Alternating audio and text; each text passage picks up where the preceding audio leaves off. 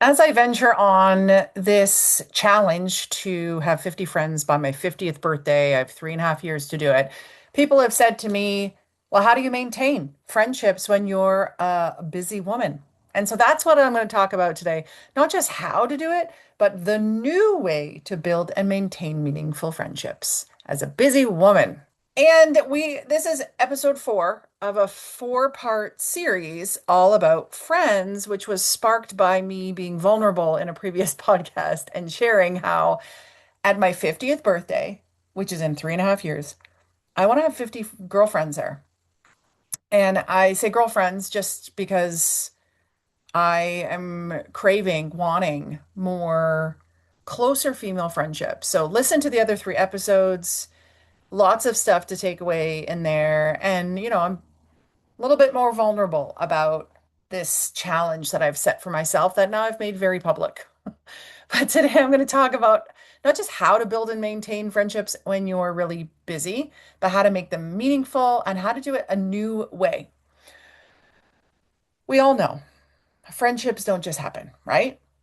But what do we actually do to make them happy and healthy and meaningful?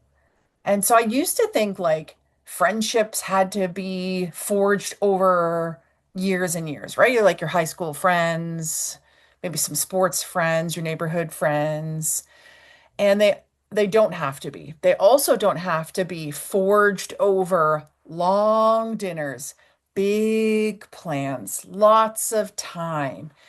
And that's also because I don't really have a ton of time, and probably you don't either.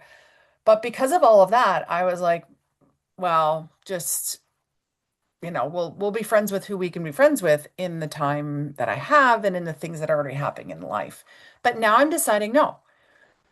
And for quite a while, I've actually built a lot of friendships over walks, over quick coffees, and even over voice notes with people who I don't get to see locally because they live further away. So, how do we normally do it when we build friendships and when we spend time with people or invest time with people? Well, we know that if we don't schedule it, it doesn't happen, right? And so that's just the reality of life. And so, looking at my schedule every week, every few weeks, I think, where can I plug in these walks, these coffee dates? Where can I invite someone I know to an event with me, to kind of drive with me to an event so we can catch up, whatever it may be. And so obviously, first I was just like, put in your calendar, right? The next thing that we can do is just reach out without a reason. Just sending messages that are like, hey, I've been thinking about you. Or, hey, I thought you might like this. And every time I do that, it's so well received. Sometimes it's, oh, I've just, you were on my heart and I prayed for you. But this ability to reach out and to even connect it to something that you've seen before. I don't remember who it was, but just sending a funny article or a funny meme or something that can be inspirational to the person shows that you're thinking of them and that you care. And we know, ladies, that we love that, right? And so be the one who initiates. If you've met a cool person and you want to be their friend, initiate. I stopped waiting because I was waiting a long time for people to reach out and it just wasn't happening. And so most other people, they're waiting too, and they're wondering why it hasn't happened. And so if you are the one to initiate and you set up the meeting, then the next piece of it is make a plan while in a plan. So while you're at the movies, on the walk, having dinner, having a coffee with someone, on the phone for a chat, make a plan for the next time you're going to be together. And this I learned actually from my chiropractor and in coaching, right? In coaching, but I'll use my chiropractor as example. So we're in, I have my appointment, and then as I'm paying and such, he'll say, okay, so how long do you want to give it? 3 weeks, 4 weeks, whatever it is, if he's not needing to see me right away. And I appreciate that because then it goes in my calendar. Otherwise, with practitioners that don't kind of book it in like that with me, I find, months go by and I'm like, oh, right, I need to book in. And then I'm too busy to like even just book it.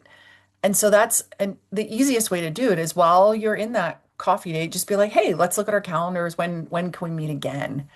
And that makes it so easy to just continue on without a whole bunch of texts trying to figure out your calendar when it's already probably a month or two later, right?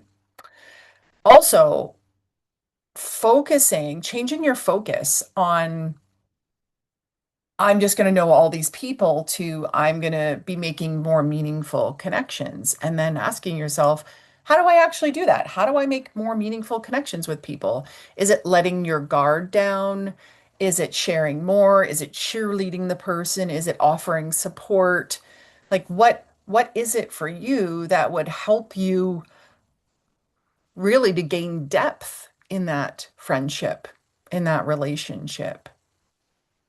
I guess we could think about even the five love languages, right? What is the love language of your friend in the way of what's their friendship language? Is it acts of service? Is it like words of affirmation? What is it that they need?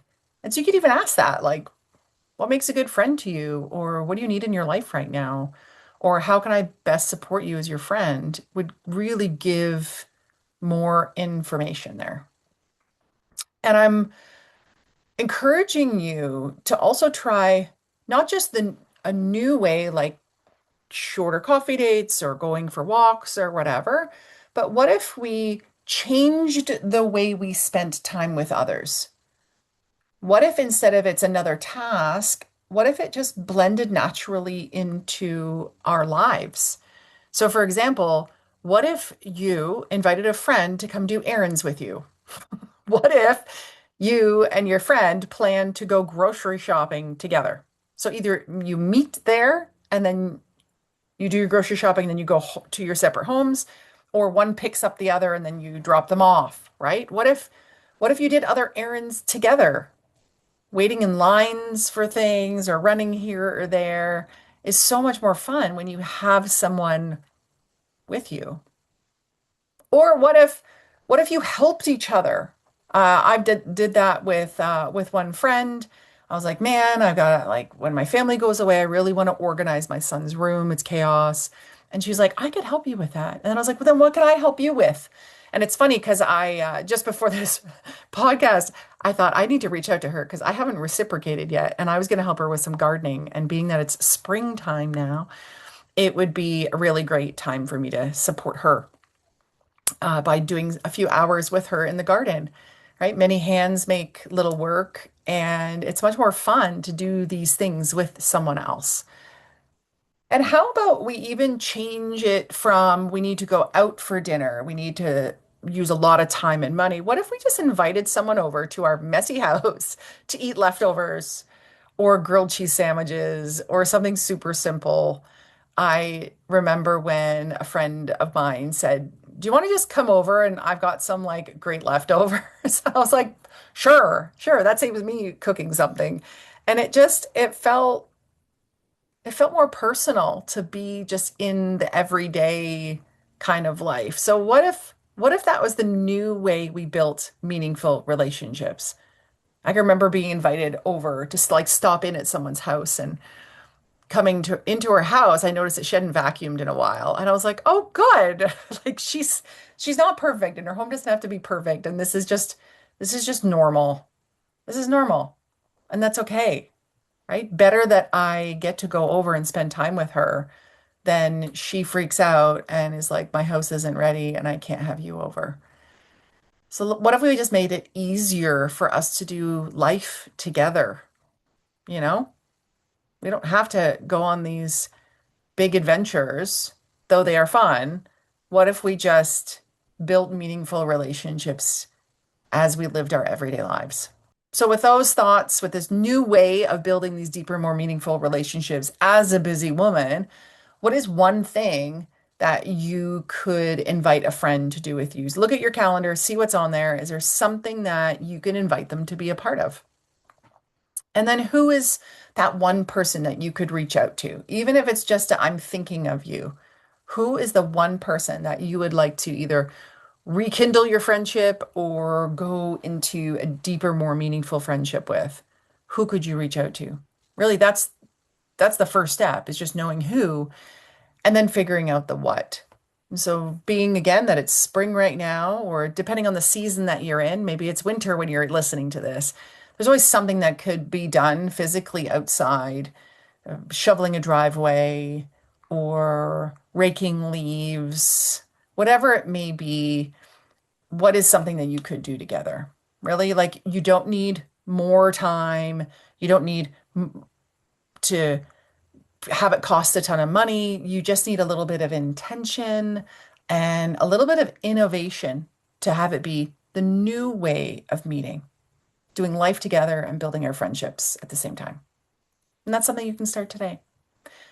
So go through the full four episode series to make sure you don't miss any of this, because I don't normally talk this much about relationships, friendships, and such. I just felt like this is something that a lot of people have been commenting on and sharing with me the struggle that they have around friendships. And so I wanted to put some time and energy into this because I know that it will have a really big impact. We weren't meant to do life alone. We're meant to be surrounded by other amazing women, other friends, people who we can live our lives with. So reach out to somebody today. Thank you so much for listening to the Dynamic Women podcast. I really appreciate you. And what I would love is your help for us to reach more people. So, would you share this with three friends of yours or three people you want to build friendships with and have them learn about this new way of building deeper relationships? And if you haven't yet, please write us a review. That really helps with people seeing that this is a valuable podcast. And you can, when you do that, please screenshot it and send over with your mailing address to team@dianerolston.com so that I can send you a little something special in the mail as my appreciation to you. And please note in the show notes, we've got an upcoming, the seventh anniversary, and we're inviting you to be part of that, where you get to ask me your burning questions or share about your favorite episode, or really, we're going to talk about the progression of the Dynamic Women podcast, and we'll get a little bit more personal. So feel free to register to be part of that, or just come and listen to other people asking questions. Until next time, stay dynamic. Bye.